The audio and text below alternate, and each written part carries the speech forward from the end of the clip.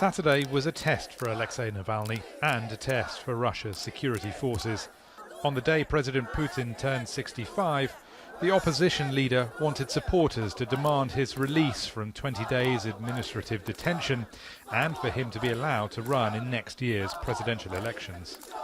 He is the only independent candidate, the only person who talk about real Russian problems. I love my country very much.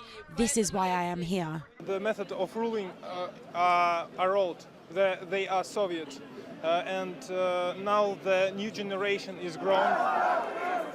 But while unsanctioned rallies earlier in the year drew many thousands of people, not nearly so many came this time. Perhaps the awful weather kept people away, in Moscow at least, but perhaps so too did the message this time, with less focus on the corruption that blights so many Russians' lives and more focus on Navalny himself.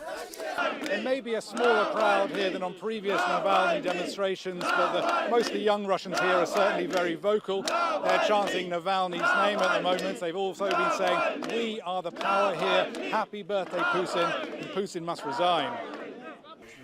Since Navalny was sentenced on October the 2nd for organising unauthorised rallies, there have been numerous raids and searches at his campaign offices around the country.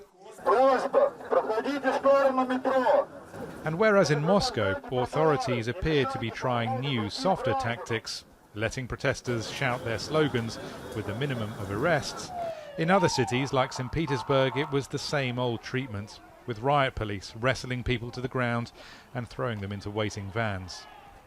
We'll have to wait for future demos to see if this dip in attendance marks a long-term waning of support for Navalny, and also to see if authorities favour the Moscow police approach or St. Petersburg's.